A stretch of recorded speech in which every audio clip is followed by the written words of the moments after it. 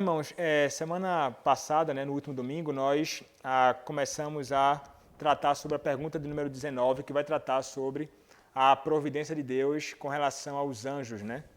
E nós falamos sobre algumas questões relacionadas aos anjos, sobretudo tratando sobre aquilo relacionado à queda dos anjos, né? Então falamos sobre a queda dos anjos, falamos sobre quando os anjos maus caíram, né? Mencionamos isto brevemente, falamos sobre a soberania de Deus e dos anjos, né? Ou a soberania de Deus sobre os anjos maus, né?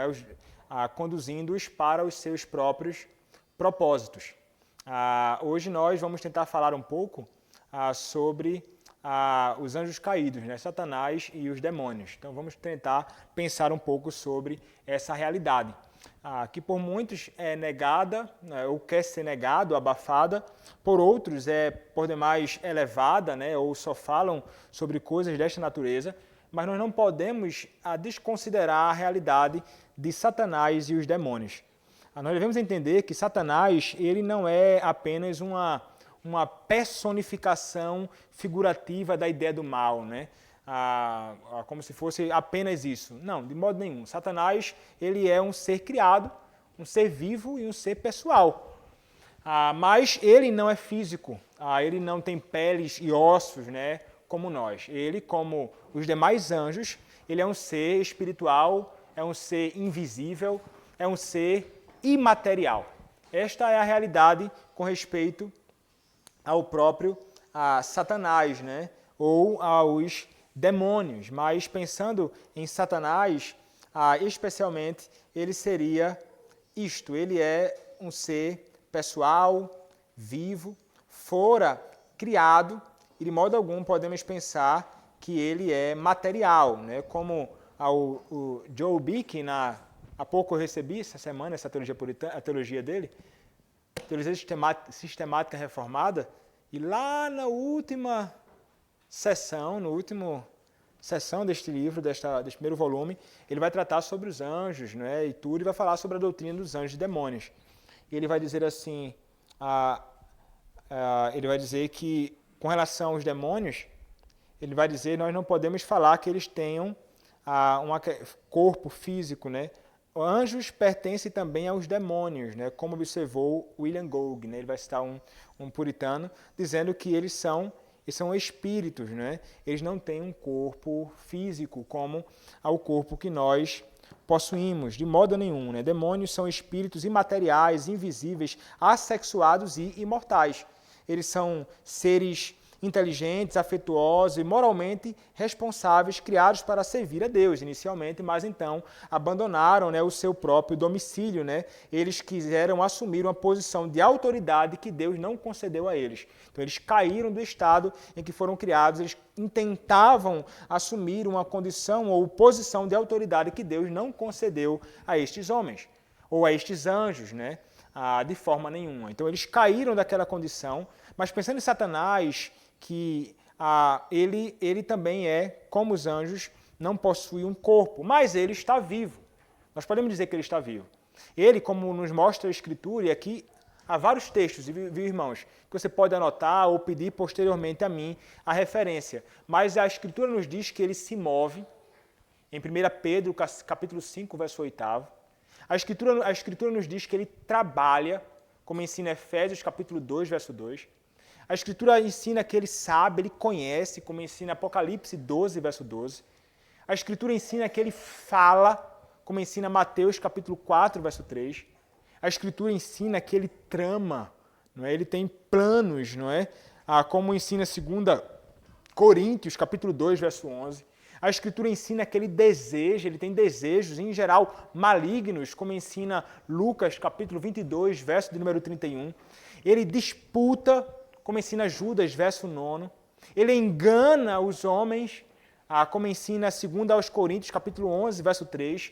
Ele sente emoções, né, como nós o temos, como ensina Apocalipse 12, 12.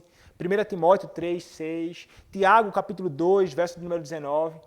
Ele tenta os homens, como ensina 1 Tessalonicenses, capítulo 3, verso 5. Ele faz promessas falsas em geral, como ensina Mateus capítulo 4, verso 9. Ele peca, como ensina 1 João capítulo 3, verso 8. Satanás, irmãos, ele se envolve em muitas outras atividades de natureza pessoal. Então é abundante a descrição aqui do que Satanás ou os demônios eles podem fazer. Eles são seres que são realmente pessoais. Eles, como vai dizer o próprio Joel Bick escrevendo, ele vai dizer, os demônios não são espíritos imateriais, invisíveis, assexuados e imortais. Eles são. Eles são seres inteligentes, afetuosos e moralmente responsáveis, não é? Então eles têm também questões semelhantemente à de nós, seres humanos. Como escreveu a Bunsen, é claro que Satanás é mais do que simplesmente uma pessoa. De acordo com Paulo, em 2 Coríntios, capítulo 6, verso 15. Ele é uma pessoa inútil e sem lei, o representante pessoal das trevas e da injustiça. Ele não representa nada construtivo, lucrativo ou bom. 2 Coríntios, capítulo 6, verso 15, retrata Satanás como em total oposição à pessoa de Cristo e a tudo o mais. Ele representa, não há nenhum ponto em que Satanás possa harmonizar-se com Cristo. Satanás dedica-se à obra de impedir e destruir o reino de Deus, seja esse um objetivo realista ou não. Ele vai se empenhar em tentar ir contra o reino de Cristo e fazer tudo o que puder fazer para ser um obstáculo para este reino ou para o avanço deste reino. E como disse o próprio Senhor Jesus Cristo, ele e seus filhos, os fariseus, são o quê? Mentirosos, né? Eles são malignos. Isso desde o princípio, João capítulo 8, verso 44, que nós até mesmo lemos na outra semana, né, que nós estudamos, diz assim, vós sois do diabo, que é vosso pai, e quereis satisfazer-lhe os desejos. Ele foi homicida desde o princípio e jamais se firmou na verdade, porque nele não há verdade. Quando ele profere mentira, fala do que lhe é próprio, porque é mentiroso e pai da mentira. Então, o objetivo inalcançável de Satanás e dos demônios, né, os demais anjos caídos, é separar o povo escolhido de Deus do amor de Deus em Cristo. Eles intentam fazer isso. Isso é o que eles planejam, ainda que seja algo inconcebível e algo que não vai acontecer.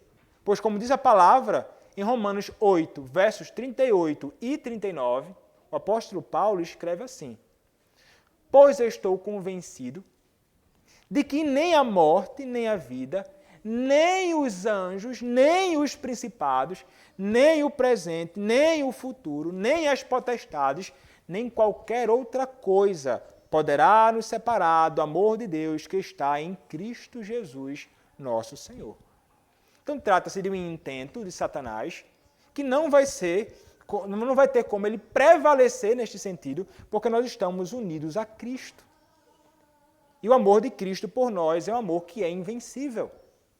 E ele nunca jamais poderá prevalecer neste intento. Mas Satanás ele procura alcançar seus fins malignos, trabalhando de modos diversos. Ele vai tentar fazer uma bagunça, ele vai tentar, de fato, provocar um inferno, se aqui podemos dizer assim, na Terra. E veja, ele vai fazer isso de diversas formas mesmo, irmãos. Ele vai fazer isso através de indivíduos. Há várias porções na Escritura, irmãos, que poderíamos abrir, mas o tempo não permitiria, mas Efésios capítulo 2, verso 2, vai dizer assim, nos quais andastes outrora, segundo o curso deste mundo, segundo o príncipe da potestade do ar, do espírito que agora atua nos filhos da desobediência. Ele, então, atua ou trabalha através de indivíduos, tanto no corpo, como ensina Lucas, capítulo 13, verso de número 16. Lucas 13, 16 diz, porque motivo não se devia livrar deste cativeiro em dia de sábado, esta filha de Abraão, a quem Satanás trazia presa há 18 anos, então, tanto no corpo quanto na mente, como ensina também Lucas, capítulo de número 22, verso de número 3. Lucas capítulo 22, verso de número 13, a palavra diz: ora, Satanás entrou em Judas, chamado Iscariotes, que era um dos 12. Então ele age através de indivíduos, tanto no corpo quanto na mente. Ele age através do mundo natural também, como Lucas também nos ensina, Lucas capítulo 8, versos 23 a 24. A palavra do Senhor nos diz assim, Lucas 8, versos 23 a 24. Enquanto navegavam, ele adormeceu. Sobreveio uma tempestade de vento no lago, correndo ele o perigo de sossobrar. Chegando-se a ele, despertaram-no, dizendo: Mestre, mestre, estamos perecendo. Despertando-se Jesus, repreendeu o vento e a fúria da água, tudo cessou e veio a bonança. Então ele age tanto no mundo natural, como ensina também Marcos capítulo 9, verso 25. Ele age no comportamento social dos homens, ele se envolve com estas questões, como ensina ainda Lucas capítulo 8, verso 27. Lucas 8, verso 27 diz: logo ao desembarcar, veio da cidade ao seu encontro um homem possesso de demônio, que havia muito, não se vestia, nem habitava em casa alguma, porém vivia nos sepulcros. Então ele age, bagunça, não é, ao comportamento social, ele age nas relações sociais dos homens, e aqui a referência seria 2 aos Coríntios, capítulo 2, verso 5 até o verso 11. Ele age e se envolve em assuntos intelectuais, como ensina 1 Timóteo, capítulo 4, verso 1. Ele age em assuntos políticos, como ensina Apocalipse, capítulos 12 a capítulo 13. Ele se envolve em assuntos religiosos, seja seitas falsas, como Paulo vai tratar em 2 Coríntios, capítulo 11, versos 14 a 15, e também no caminho verdadeiro. E como ele faz isso? Distorcendo e competindo com a pregação do Evangelho, como ensina Gálatas, capítulo 4, versos 8 a 9, e Mateus, capítulo 13, verso de número 39. Então ele tenta se utilizar de diversas áreas, irmãos, até mesmo dentro da igreja, para criar uma bagunça, para trazer males e problemas. Ele tem um alvo, ele quer alcançar o povo do Senhor. Ele quer, então, alcançar o povo de Deus. Satanás, irmãos, ainda assim, ele, por mais que ele faça o que faz, ele não pode ser tido por nós como um ser infinito, mas finito. Somente Deus é infinito. Somente Deus é eterno, somente Deus é infinito, mas Satanás não. Ele é finito em seu poder, ele é finito em seus intentos, ele é finito em sua sabedoria, ele não é como Deus. Devemos pensar em Satanás como um ser finito e criado. Ele não é um ser igual a Deus em qualquer sentido, irmãos. Ele não é onisciente, Satanás, somente Deus é onisciente. Ele não é onipotente nem onipresente. São atributos que são incomunicáveis. São atributos que pertencem somente a Deus e não aos homens, nem aos anjos, nem a Satanás e seus demônios. Então ele não possui atributos tais quais estes que nós acabamos de falar. E outra coisa, ele também está sob o controle, ele está sob a restrição e direção do poderoso soberano do universo, que é o próprio Senhor, como ensina Apocalipse capítulo 9, versos 1 e 5. Ele está amarrado em correntes desde a morte e ressurreição de Jesus Cristo, como ensina 2 Pedro 2, verso 4, que nós lemos semana passada, né? Mas vale a pena ler 2 Pedro, capítulo 2, verso de número 4, a palavra do Senhor nos diz assim: ora, se Deus não poupou anjos quando pecaram, antes, precipitando-os no inferno, os entregou ao abismo de trevas, reservando-os para juízo. Então ele foi tornado como que impotente pela morte de Cristo, para que não seja um obstáculo intransponível no caminho triunfante do Evangelho no meio das nações. Para que ele não seja este obstáculo de modo nenhum. E que o Senhor fez isso, sobretudo, pela sua morte. Por meio da sua morte. Isso nos ensina Hebreus capítulo 2, verso de número 14. Hebreus capítulo 2, verso 14, a palavra diz assim: visto, pois, que os filhos têm participação comum de carne e sangue, destes também ele igualmente participou para que, por sua morte, destruísse aquele que tem o poder da morte, a saber, o diabo. Então ele é um ser finito e o Senhor é soberano sobre ele. O Senhor é quem governa, o Senhor conduz. De modo algum, ele pode ser tido como um ser que é independente. De modo algum, ele pode ser tido como um ser que é independente. O Senhor mesmo é quem o conduz e ele, então, faz a vontade do próprio Senhor. Mas nós podemos pensar em Satanás ainda e começar a pensar aqui sobre alguns nomes dele, né? Na Bíblia, Satanás ele tem vários nomes que é dado para ele. Ele é chamado de Belial, o inútil, em 2 Coríntios, capítulo 6, verso 15. Ele é chamado de Apolion ou Abaddon, o destruidor, em Apocalipse, capítulo de número 9. Ele é chamado de Belzebu, o deus do esterco ou o senhor das moscas, em Lucas, capítulo 11, verso 15. Ele é o príncipe deste mundo, ou o Deus desta era, isto é, o líder de uma humanidade destruída, de um reino de trevas antiética e cheio de morte espiritual, como ensina João, capítulo 12, verso 31, 2 aos Coríntios, capítulo 4, verso 4. Ele é chamado também de serpente, com a cabeça esmagada, em Gênesis 3, 15, Apocalipse 12, verso 11, Apocalipse 20, versos 1 e 2. Ele é chamado também de dragão, algemado, em Apocalipse capítulo 20, verso 1. Satanás também significa adversário, como ensina 1 Pedro capítulo 5, verso 8. Este nome resume a obra de Satanás no mundo, adversário. Ele faz o possível para se opor a Cristo e à igreja. Então, é exatamente isso que ele é. E embora Satanás tente destruir a obra de Deus no crente e na terra, ele vai tentar fazer isso de diversos modos. Nós vimos em referências outras, mas 1 Tessalonicenses 3, 5 reforça isso, 1 Timóteo 5, 15, 1 Timóteo 3, 6 a 7. Nós devemos entender que o soberano Cristo usa a obra destrutiva de Satanás para promover a sua obra e os seus propósitos, que são eternos. E várias porções da Escritura nos sustentam essa realidade. Mas tem mais algumas descrições sobre ele, feitas pelo próprio Joel Bick. Ele vai dizer o seguinte: as Sagradas Escrituras se referem a Satanás com termos de malevolência, corrupção moral e poder. Termos de malevolência ou ódio dominam.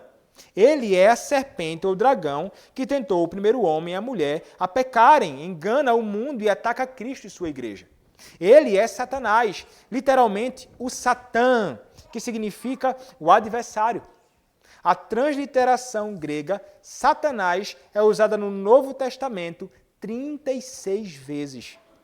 Cristo o chamou de inimigo. O Novo Testamento se refere a esse mal, sendo 38 vezes com o termo que traduzimos como diabo, que significa adversário, caluniador ou acusador. A Septuaginta usou esse termo para traduzir Satanás e, assim, tornou-se um sinônimo para o grande adversário. O Novo Testamento chama também de acusador, de nossos irmãos. Apocalipse 12, verso 10. Apocalipse menciona o anjo do abismo que governa a praga apocalíptica de gafanhotos com a palavra hebraica Abaddon, ou destruição, que João usa em grego como Apolion, ou destruidor, em Apocalipse 9, verso 11. O último termo provavelmente faz alusão de passagem ao deus grego Apolo, que foi chamado de Parnópios, melhor dizendo, de gafanhotos. Segundo, o diabo também é descrito com termos de corrupção moral e pecado. Satanás pode ser chamado simplesmente de o iníquo ou o maligno, como a grande influência por trás de todo o pecado. O Novo Testamento se refere ao mal personificado em oposição a Cristo como vimos aqui, Belial, que é a transliteração de uma palavra hebraica, Belial, que significa sem valor, às vezes usada para descrever homens maus como filhos de Belial. Até vamos fazer referência a isso hoje no Sermão da Noite. Por fim, a Bíblia fala de Satanás em termos de força e poder. O Novo Testamento se refere a Satanás como um príncipe espiritual, o que significa governante ou autoridade. Satanás é o príncipe dos demônios, o príncipe deste mundo e o príncipe da potestade do ar. Ele é o rei sobre os enxames de hordas de demônios que atormentam a humanidade. Ele é o Deus deste século, como ensina 2 Coríntios 4,4. O príncipe dos demônios é chamado de Belzebu, o nome da divindade pagã. Baal, Zebub, Deus de Ekron. Baal significa Senhor, Mestre, muitas vezes o título de um Deus falso. O termo hebraico Zebub significa moscas. Mas pode ser que os escritores do Antigo Testamento tinham distorcido Zebul, príncipe ou alto, para transformar o nome da divindade num insulto, Senhor das moscas. Então há nomes vários que são atribuídos a Satanás, o inimigo das nossas almas, não é? Sobre os quais nós já mencionamos aqui abundantemente. Satanás, então, como até acabamos de ler, ele é o príncipe dos demônios. Satanás é o rei dos demônios. Lucas descreve o diabo, o governante dos demônios. Está lá em Lucas, capítulo 11, verso de número 15. Lucas, capítulo 11, verso de número 15. Diz assim, referindo-se a Satanás: mas alguns dentre eles diziam, ora, ele expele os demônios pelo poder de Belzebu. Vimos aqui que é um dos nomes para Satanás, o maior dos demônios. Então veja, existem muitos demônios, mas apenas um diabo, o rei dos demônios, como ensina Apocalipse, capítulo 9, verso 11. Diabolos tem o sentido básico de, como vimos, acusador, repudiador, oponente, mentiroso. Assim como Cristo é o cabeça da igreja, Satanás é apresentado como líder maligno da hoste demoníaca. Ele tem um grande exército ao seu próprio serviço, de demônios perversos, impuros e cruéis, sob seu próprio comando, como ensina Mateus capítulo 8, verso 28, Mateus capítulo 10, verso 1, Marcos capítulo 5, verso 2, Marcos 9, verso 20, Atos 19, 15, embora o diabo e todos os seus demônios estejam sob o governo soberano de Deus. Mas ainda assim, ele tem aqueles que estão ao seu próprio serviço. Então, ele tem um número que não tem como saber precisamente, mas que estão a serviço do inimigo de nossas almas contra o povo de Deus, contra Cristo, contra a igreja. E Satanás, então, é o que encabeça tudo isso. Ele é a autoridade, maior também em maldade. Ele é realmente perverso. Mas nós olhamos para essa realidade e pensamos, Satanás ele faz tudo isso e ele tem o seu reino, mas quem governa então? O mundo. É Cristo ou Satanás? E veja, alguns que interpretam a Bíblia vão acreditar que Satanás possui e governa as nações da terra. Acreditam que ele e não Jesus é rei da terra. Estranho, né? Você conceber a ideia, e a Escritura abundantemente fala acerca do Cristo, que é o rei de toda a terra, mas alguns vão conceber a ideia de que Satanás e não Jesus é o rei de toda a terra. E eles vão basear isso em passagens como Efésios 2:2, Efésios capítulo 6, verso 12, 1 João capítulo 5, verso de número 19, que são passagens na própria Escritura que vão tratar ou vão fazer referência ao diabo, não é? Ou a Satanás. Efésios 2:2 nos diz, nos quais andastes outrora, segundo o curso deste mundo, segundo o príncipe da potestade do ar, do espírito que agora atua nos filhos da desobediência.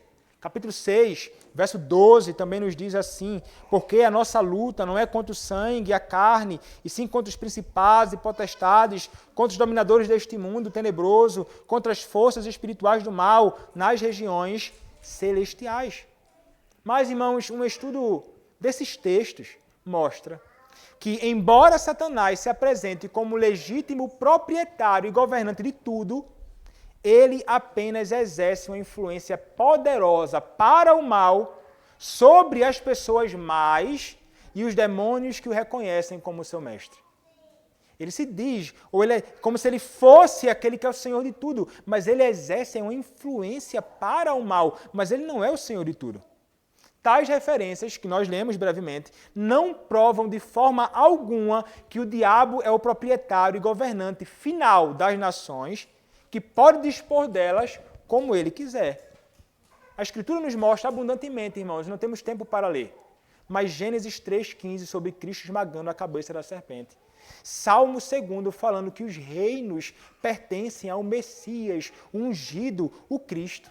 Mateus 11:27, Mateus 28:18, Mateus 16:20, que fala sobre o Cristo esmagando a cabeça da serpente, Efésios 1:20-23, Colossenses 2:15, Apocalipse 12, Apocalipse 20, são textos entre os quais nós encontramos a verdade gloriosa de que aquele que possui as nações e os reinos, aquele que possui o mundo e tudo o que nele há, aquele que é o rei de absolutamente todas as coisas, não é Satanás, mas o próprio Senhor. Ele é o Senhor de tudo. Satanás é um servo no seu reino. Satanás é um servo no seu reino. Então, títulos satânicos como o príncipe deste mundo, João 12:31, e o Deus deste século, 2 Coríntios 4:4, significam algo bem diferente da interpretação que muitas vezes é dada para eles nestes tempos. Não são indicações de que o poder de Satanás na era atual e no planeta Terra seja imenso, nem significam que o reino de Deus deve, por definição, ser, em grande parte, mal sucedido ou não influente até alguma suposta ligação de Satanás. A era atual no reino criado não está nas mãos magistrais de Satanás e é simplesmente errado apoiar tal ideia com base no fato de Satanás ser chamado de príncipe deste mundo e Deus desta era. Estes epítetos significam simplesmente que Satanás lidera o reino antiético da desobediência. Ele é o capitão dos ímpios e dos incrédulos, o príncipe das trevas. Estes títulos, então, apenas indicam que Satanás é o governante de todos aqueles que partilham a sua natureza perversa. Ele lidera um reino, enquanto Cristo governa outro reino. O escasso fato de que Satanás é o capitão dos ímpios nada nos diz sobre a sua força e influência no reino criado, durante a era atual. Na verdade, estes títulos são irrisórios em relação ao status e ao status e o poder de Satanás. Assim, ao chamar Satanás de o príncipe deste mundo, Jesus certamente não lhe está fazendo nada além de um elogio sarcástico. Satanás governa um reino julgado onde ele não pode manter a lealdade dos homens. Quem governa é o Senhor. O Senhor pode arrancar em sua graça e poder os homens das mãos de Satanás, aqueles que estão escravizados no seu reino. Ele governa então o mal. Ele está envolvido com tudo aquilo que é pecaminoso, mas o Senhor é aquele que, na realidade, governa sobre tudo. Nós vimos no último estudo que nós tivemos, né? Como no caso do próprio Jó, por exemplo, que é um exemplo muito claro para nós, do Senhor usando Satanás como instrumento, como um servo seu. E a maior manifestação da soberania de Deus sobre Satanás, como diz o próprio Joel Bick na sua teologia puritana, é o fato do Senhor usar Satanás nos intentos relacionados à crucificação do seu próprio filho. E como o Senhor usou o maligno para que o seu propósito fosse cumprido. E ali então, naquele ato em que Satanás estava tentando destruir o Filho de Deus, ele é que fora destruído. O Senhor, então, usou Satanás em diversos modos e de modo particular, como nessas duas ocasiões especiais, para cumprir a sua vontade. E por todo o mal que fora feito, Satanás é aquele que é culpado por tudo e os homens envolvidos também com isto. Homens com mãos iníquas crucificaram o Redentor do mundo. Eles são culpados, apesar de ser aquilo vontade expressa de Deus. Seu filho teria de ser crucificado. Então, isso é Satanás e isso é o que envolve ele. Mas qual seria então a realidade e o trabalho dos demônios? Veja, uma minoria significativa dos anjos criados pecou junto com Satanás e junto com ele foram expulsos. Isso nos diz 2 Pedro 2, verso 4, nós já lemos. E como vimos, Os demônios ou anjos caídos são maus, impuros e cruéis. Várias porções nos dizem isso. Quando Satanás ele é chamado de o príncipe das potestades do ar, em Efésios 2:2, podemos aprender várias coisas sobre os demônios. E aqui agora pensando naqueles que são servos, né, de Satanás. Esses demônios das trevas, primeiro, sobre os quais Satanás governa, são poderes incorpóreos das trevas. Então, eles são poderes incorpóreos das trevas, ou seja, eles não têm corpo, como ensina Efésios 6, verso 12. Segundo, eles preenchem o ar ou ocupam a atmosfera ao redor da Terra, que são forças espirituais ao alcance de nós e com quem devemos lutar. Então, são esses os demônios, né? Isso nos ensina Efésios 3, verso 10 a 11, e Efésios 6, 12 também. Vou ler aqui a porção. Diz assim, Efésios capítulo 6, verso 12 primeiro, que diz assim: embraçando sempre o escudo da fé, com o qual podereis apagar todos os dardos inflamados do maligno. A outra referência, Efésios 3, versos 10 a 11, quando a palavra nos diz assim: para que pela igreja a multiforme sabedoria de Deus se torne conhecida agora dos principados e potestades nos lugares celestiais, segundo o eterno propósito que estabeleceu em Cristo Jesus, nosso Senhor, pelo qual temos, até aqui, verso de número 11. E capítulo 6, verso 12, como nós já lemos. E também eles criam uma atmosfera ética, uma perspectiva má na cultura dos homens, não é? Como ensina Efésios 2:2, como nós já lemos, e Efésios capítulo 4, verso de número 17. Isto, portanto, digo, e no Senhor testifico, que não mais andeis como também andam os gentios na vaidade dos seus próprios pensamentos, não é? E o texto de Efésios 2:2 vai falar sobre aqueles que andavam nas trevas como filhos da potestade do ar, do maligno, né? Que viviam então na iniquidade deste mundo. Então, uma sociedade ou cultura pode adquirir um estado de espírito intelectual que é apropriadamente designado como demoníaco. Pode desenvolver uma atmosfera de opinião sem valor, sem lei e destrutivo. Então, pode acontecer algo dessa natureza. Encontrar uma sociedade, um povo, em que está envolvido em todo tipo de coisas perversas e malignas. E Satanás está envolvido em tudo isso, certamente. Então, ele é este ser terrível, que age por meio dos seus demônios também. E a Bíblia vai falar abundantemente, né, sobre casos de atividades demoníacas. Não tem como a gente negar. Quando passamos pelo Evangelho de Marcos, nós vimos isso. Mas a Bíblia registra pelo menos 55 casos de atividade demoníaca, sendo os exemplos clássicos vários, em Mateus 8, 28 a 29, Mateus 9, 32 a 33 e várias porções de seus paralelos. A possessão, de acordo com a Bíblia, é uma ocorrência real, não apenas uma descrição metafórica ou mitológica, de forma nenhuma. Acontecia de fato. Não é? Como o próprio Joel Bick, ele vai começar aqui tratando sobre os demônios, ele vai dizer que nós não podemos conceber a ideia sobre eles como se fosse uma irrealidade. Ele vai dizer a possessão demoníaca não era simplesmente uma maneira eufemística de descrever a doença mental do homem, pois quando Cristo expulsou os demônios do homem, eles entraram numa manada de porcos e os levaram à sua destruição. Cristo falou do diabo com sinceridade absoluta.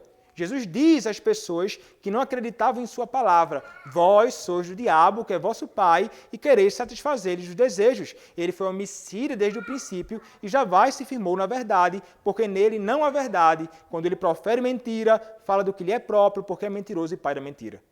Se recebermos Cristo como nosso Senhor e Mestre e o seguirmos como seus discípulos, devemos crer na existência do diabo e dos demônios. Então, isso é uma realidade que não podemos negar. Os evangelhos também distinguem claramente entre doença e possessão demoníaca como experiências separadas, embora às vezes possam ser relacionadas como causa e efeito. E Jesus falou aos demônios como distinguíveis da pessoa que está possuída dos demônios. Um ser ou outro naquela pessoa. Aqui é uma pessoa e é um demônio então nela. Então, a possessão demoníaca, ela também pode incluir um grande número de demônios na mesma pessoa. Então não é somente um, né? Aquele que vai se apresentar como que tomado por uma legião de demônios. Então a possessão demoníaca pode ter uma influência profunda e dominante no corpo, na vontade, nas palavras e na mente. O endemoniado pode perder o controle sobre si mesmo e também pode atentar contra a sua própria vida. Então há essa realidade feita por eles. E quais são então as características da possessão demoníaca? Primeiro, a pessoa possuída da evidência de ser controlada por uma força ou personalidade separada de sua própria personalidade, que usa seu corpo. Segundo, a pessoa possuída manifesta um comportamento bizarro e antissocial. Terceiro, ele pode manifestar força sobre-humana, além de sua capacidade normal. Ele experimenta convulsões intensas e automutilação corporal de maneiras destrutivas. Quinto, ele frequentemente clama com voz alta e estridente. Sexto, ele fala de forma coerente ou incoerente, possivelmente numa língua desconhecida, através do uso da voz do próprio indivíduo. Sétimo, algumas pessoas possuídas por demônios confessam nomes diferentes do indivíduo em quem os demônios estão habitando. Isso geralmente revela algum aspecto de seu caráter maligno. Oitavo, há reconhecimento e resistência à pessoa de Jesus Cristo.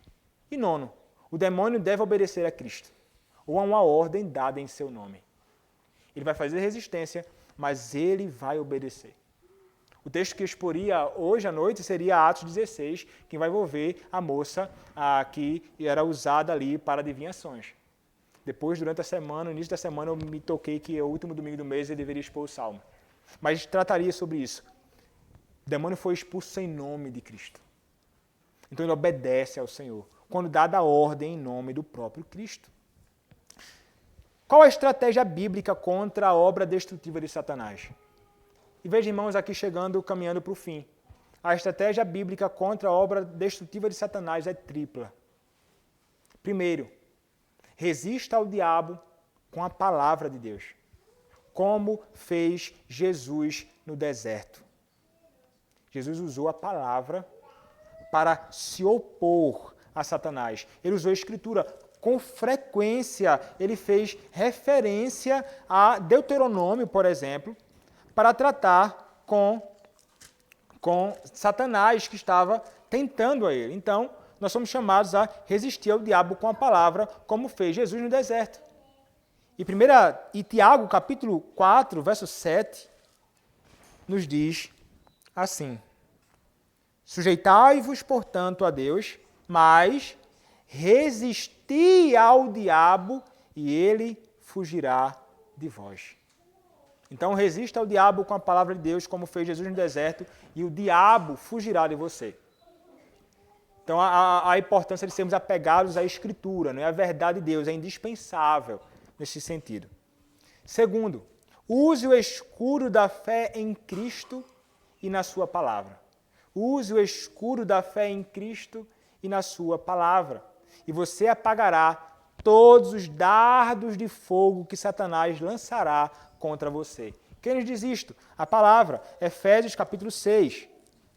Efésios capítulo 6, verso de número 11, a palavra do Senhor nos diz assim: revesti-vos de toda a armadura de Deus para poderdes ficar firmes contra as ciladas do diabo. Verso 12, porque a nossa luta não é contra o sangue e a carne, e sim contra os principados e potestades, contra os dominadores deste mundo tenebroso, contra as forças espirituais do mal nas regiões celestes. E verso 16 nos diz: embraçando sempre o escudo da fé, com o qual podeis apagar todos os dardos inflamados do maligno. Eu não vou ler o conteúdo de Joel Bick aqui, é extenso, ele vai falar sobre esse texto e vai nos dar várias instruções sobre como podemos, então, resistir também ao diabo. Mas um terceiro é, ore, e Deus o livrará do maligno. Mateus, capítulo 6, verso de número 13, a palavra do Senhor nos diz assim. Mateus 6, verso de número 13, diz assim: e não nos deixeis cair em tentação, mas livra-nos do mal ou do maligno, pois teu é o reino, o poder e a glória para sempre. Amém. Palavra, fé, apegada à palavra, oração. Meios indispensáveis, irmãos, não somente para resistirmos ao pecado, mas também para lutarmos contra Satanás. Mas uma coisa nós podemos estar certos, irmãos.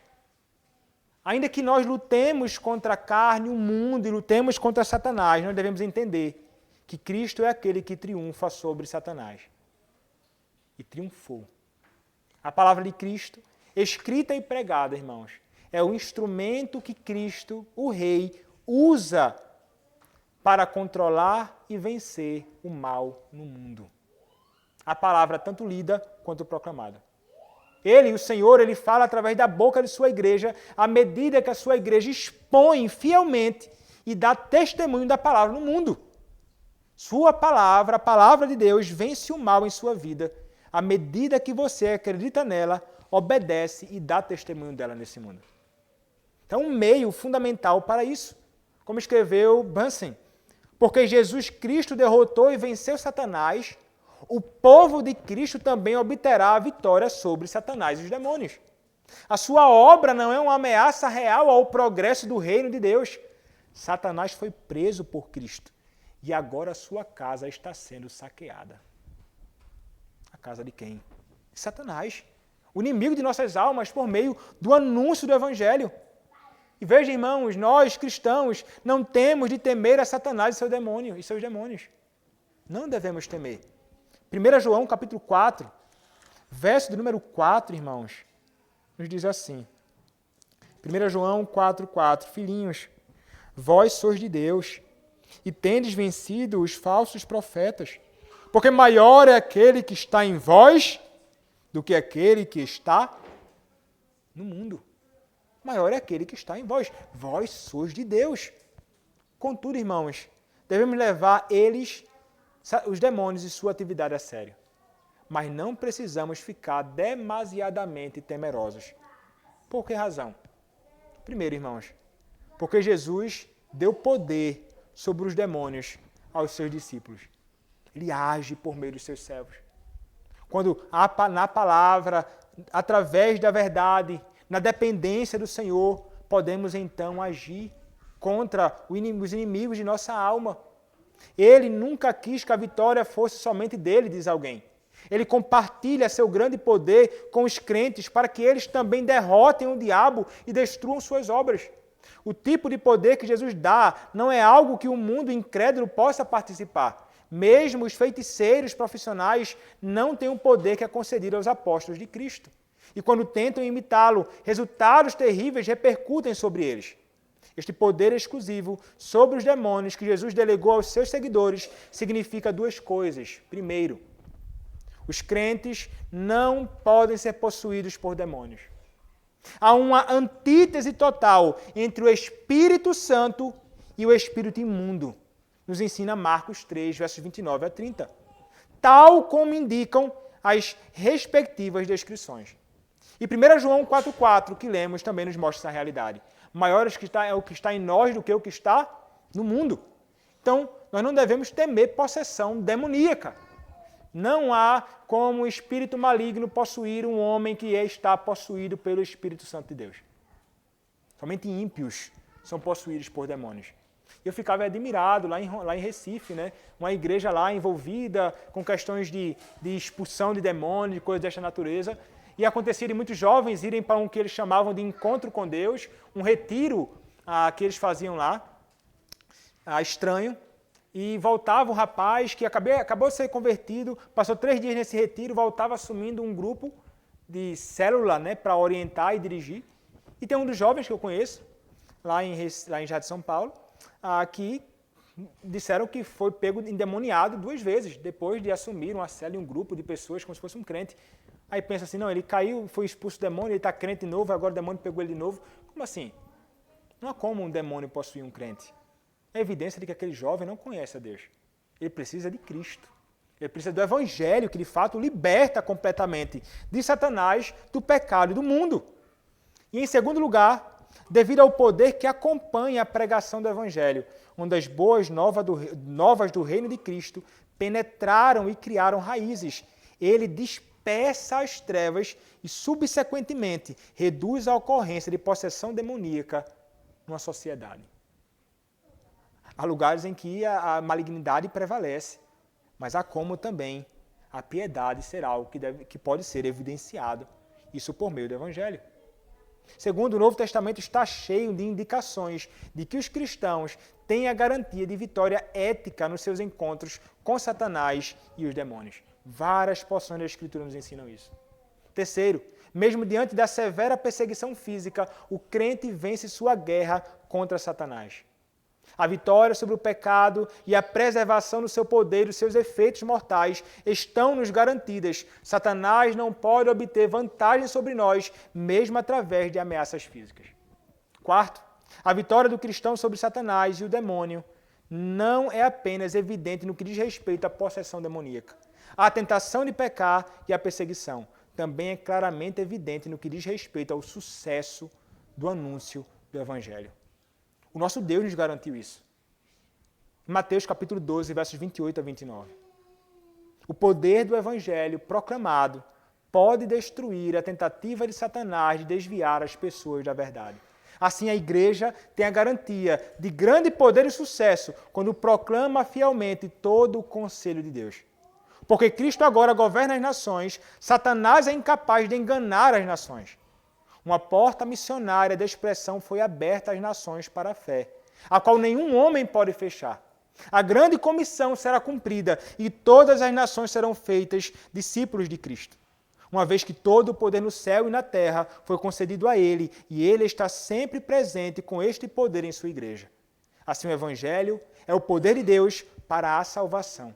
O evangelismo e a edificação doutrinária são atividades nas quais o crente pode se engajar com força e sucesso, enquanto Deus leva todas as nações a servirem a seu Filho, como várias porções da Escritura nos mostram. A vitória do crente sobre Satanás, portanto, fica clara pelo fato de que Satanás não pode impedir que a proclamação do Evangelho seja próspera nesta era. Então, concluindo, irmãos, o fato é que enquanto Satanás estiver vivo, ele não estará bem. Não estará bem. Seu poder e reino caíram e atualmente ele debate freneticamente o pouco tempo que lhe resta.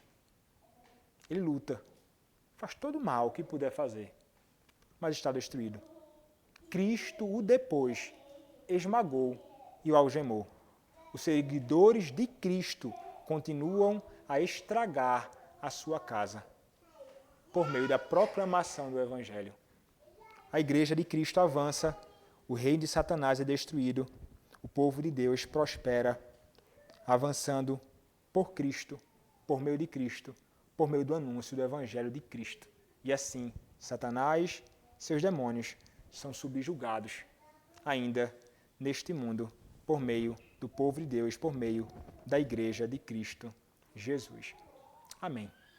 Muitas coisas poderiam ser ditas mais, outras questões poderiam ser adicionadas. O tempo não nos permite, irmãos, mas aqui nós temos um breve resumo, um sumário envolvendo várias questões relacionadas àquele que é o inimigo de nossas almas, mas como é glorioso saber que nosso Senhor Jesus Cristo o venceu e que nós o vencemos em Cristo também. Isso deve consolar a nossa alma e nos trazer segurança, mesmo em meio a toda a hostilidade deste mundo mau que é conduzido por Satanás, o inimigo de nossas almas. Mas lembremos-nos, quem reina é Cristo, e Ele faz a sua vontade prevalecer e até mesmo Satanás ser usado para o nosso próprio bem, o bem da nossa própria alma. Então, louvado seja Deus como aquele que reina, e que Satanás e seu reino sejam destruídos de uma vez para sempre. Oremos para que desse dia chegue logo, no dia que o nosso Senhor voltar e de uma vez por todas lançar Satanás, seus anjos, em tormento eterno que não terá fim, e então nos dará a graça de habitarmos com Ele no seu reino eterno, que também não terá fim, de delícias perpetuamente. Quão glorioso será esse dia. Amém.